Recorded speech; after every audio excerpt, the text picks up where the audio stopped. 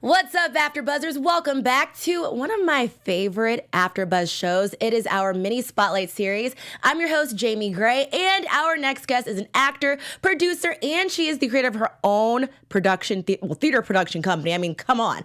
Our next guest is Laura Niemi. Stay with us. You're tuned in to AfterBuzzTV, the ESPN of TV talk. Now, let the buzz begin. What's up, guys? Laura is applauding me right now. She's such a doll. She killed that opening. Thank you. She killed it. I tried, I tried. Welcome back, guys, to our mini spotlight series. I'm Jamie Gray, and as I said, Laura Niemi is in the building. I'll give you your own applause here. Let's give each other an applause. Yes. I mean, it's just amazing. Women are just out here doing big things, and I mean, you are no different. So a lot of people also know you from This Is Us, where you played Jack Pearson's mother. Yeah. So this is incredible. It's a huge show on NBC. Like, what the heck? I know. How's that for you? I mean, it's amazing. It's. Well, hopefully they don't recognize me from This Is Us because I'm looking pretty rough in it. If you've seen some of the episodes, Marilyn's had better days, shall we say? But yeah, I mean, what can I say? It's just. Dan Fogelman, it's a gift. Yeah. I mean, to be in This Is Us, to be a Pearson is like... It's pretty incredible. It's pretty incredible. What are we at? 9 nominations this Emmy season. Mm-hmm. And, I mean, just to be working with the people that I get to work with, and, again, Dan Fogelman and the writers are just... What is it like working with the cast? I mean, I've actually gotten to see them, and also, I mean, we've had cast members here. We've been to the SAG Awards. Who have you had? I'm not on that after show, so you'll have to check that out. Which that's going to be a shameless plug. Make sure you check out all of our after shows, drama, reality TV, competition shows. So check out our This Is Us after show. But yeah, we've had people over, and I know we've had I know we've had Faith Herman. We had Faith Herman. Yes. Oh, Faith Herman, the little one. We did an interview with her. Good. She speaks so well. Like, I know it's because she's young, but I'm she's adult. She's an adult, a tiny adult. It's adorable. We actually met both of the sisters, so we've seen them many times around here. But welcome to City Yourself. Yeah, I mean, I'm so humbled. I get to work with such amazing talent. Michael Angarano and Milo Ventimiglia. They both play my sons, and my husband Peter Anarati. I mean, it's a lovely group of actors and people in general. So it's I feel very fortunate. Right. Yeah. Now, as an actor and, I mean, producer yourself, you have your own theater production company. I do. Lost Angels. Lost Angels Theater Company, Okay. So tell me a little bit about that as well. Well, I started at, 2004, I want to say. 2004. And we did some really big hit productions. And I was just on the phone today meeting with a director to launch something in spring of 2020. Okay. So it's just, theater is... Theater is everything. Theater is the actor's forum, Absolutely. It's where we get to just, it's that immediate gratification. It's, just... Getting ready every night. It's its purest form. I used to do musical theater. Yeah. I was in a conservatory school. So, okay. So then it's like there's nothing like it. I got to get back at it too. Yeah. I used to do it a lot, and again, there's nothing like it. Just being on stage, hearing the crowd. Yeah. It's art in its purest form. Yeah. So I think it's amazing. Yeah. But how did you even coming up with your own theater production company? I worked in a theater for many years, and I was in theater companies, and at the time, they were doing a lot of classic works, Chekhov and Shakespeare, and I, that wasn't something that, I was really interested in some of the newer playwrights that were on the scene, and so I just branched out and started my own, and I think the first production I did, was a co-production with some friends that was about the Troubles in Belfast, and it was... we had music. It was called Ourselves Alone. It's a beautiful play by Anne Devlin. And I just fell in love with producing. Right. And I decided to branch out on my own. And that's when I got the rights to Tracy Letts' Killer Joe. Wow. And that was a really big hit for Lost Angels. So What was one of your first productions that you did with that company? Killer Joe. It was Killer Joe? It was Killer Joe. Wow. As a first time out. So, I set the bar pretty high because Yeah, you we'd did. won all these Ovation Awards and was like, oh, this is how it's always going to be. I'm a beast. It's okay. It's always going to be like this. Of course, it's not, Right. but it was just wonderful. And so, it's since then, I've done other plays, but I live in Los Angeles. It's, you have to make money. Tell me about it. Being able to, theater doesn't pay as well. So, I had to, I made the choice to, being that I live in Los Angeles, to, Right. Get into television and film. Now, do you have a preference? Do you prefer being on stage more, or just being in front of the Stage. camera? It's always stage. Wow. So just it's because always the gonna be audience is stage right there, for it's me. just like it's the adrenaline. Although having said that, Yeah. I will say that in the past couple years, I'm a late bloomer. It's taken me a lot to adjust to TV and film, and the past couple years, I've really just fallen in love with the intimacy of the camera. Okay. And just embracing it a little bit more. And now it's something that I'm also, my husband and I just wrote a pilot, and we're going to shoot that next month. And Wow. And so now it's like it's instead of let's write a play and put it up. It's like now that's kind of the thing we're gravitating towards. The medium of using the camera. And, Absolutely. Yeah. So. Yeah. And I mean, there's so many different forms of acting, so I think that's great. Have you considered voice acting at any point too, or have you done it? I got to tell you, it's interesting.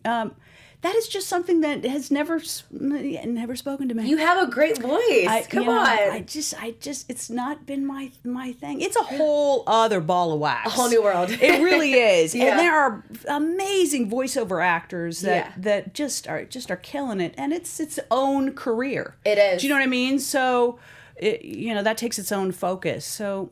Yeah, that's not been my journey. Yeah, you're like, That's it's not my been calling. my journey. I don't think it's my calling. Yeah, I do voiceover as well. You do, of course. Well, thank you. That's what I'm like, her voice. Of course she does Yeah, some voiceover. yeah. Wow, I mean, there's so many niches. But I remember, of course, you said that you just being in LA, you have to make money. You're from here. Yeah. And then you moved to New York to go to school, right? And then you came back? Well, no, I moved to New York when I was I don't know, I guess I was 9, 8 or 9. Okay. And I'm my stalking dad her, got guys. you did. You're like Oprah. I'm gonna cry. But my dad got transferred. Okay. He was in upper management in insurance, and he got transferred to Rochester, New York, and New Jersey, and so we lived on the East Coast for a bit of time. And then came back to Los Angeles. So I spent some time, and since then I've spent the summers in New York. I've studied in New Bi-coastal. York. That's and the dream. Look, if I wasn't married to a man who just can't stand New York, I Oh, love yeah. that city, man. I gotta get used maybe to it. now, not Yeah. now I feel like as I'm getting older, It's different. It's a young man city. It is. It's young very man different city. than LA. I mean, I feel like both it's are very electric. expensive. There's a saying that you have to be rich just to be broke Yeah. in New York. Yeah. Because it's so expensive. I mean, it's So crazy. expensive, but it's electric. It really is. It is. I'll keep trying. I'm more of a Cali girl, but do you have a preference? LA, New York, which is better? Well, I'm from here, so this is So home. LA, there it is. Yeah. Okay. And I love this city so much. I just, I've love-hate relationship with Yeah. it, but now I'm really proud to be an Angelina. Third generation too, so. Nice. Yeah. I mean, it's all about the grind. Yeah. Now you have a new film. Now it's going to be on Netflix. Yes. The Last Thing He Wanted. Really excited about it. Okay. Really excited. I got to work with Dee Rees. That's pretty amazing. He's Mudbound. So if you guys know Mudbound, which was great on Netflix, was amazing. Amazing. Yeah. And a film that she did, which really is how I fell in love with her, called Pariah. Okay, I haven't seen that one. You've got to see it. It's an incredible film, and that's really her breakout film. Okay. And so that's when she was kind of on my radar, where I was like, who is this filmmaker? And then she did Mudbound, and now with this film, she actually adapted it. It's based on a Joan Didion novel. Okay. Which in and of itself is a really big challenge. If any of your watchers have read any Joan Didion, to adapt one Yeah. of her novels is not an easy feat, and I it really mean, speaks to her talent as a writer too. So just to be in her company and get to get to work with her. We shot last year in Puerto Rico and in Florida, and she's just so laid back and just cool, and I'm excited about where her career is going to go. So yeah, that's amazing. Yeah. So yeah, Dee Rees. Now also you are co-starring opposite Anne Hathaway. And Ben Affleck. Anybody else that I have not named? Willem Dafoe. Okay, all right. Yeah, there's some heavy hitters in this film. That's pretty amazing. And it's a thriller, which is my kind of. I love a good thriller. I gotta tell you, I love a good thriller. I'm like a sucker for a good thriller. As long as it's not is it gory? Like, tell us about the film. What is it exactly it's about? Set in the 1980s,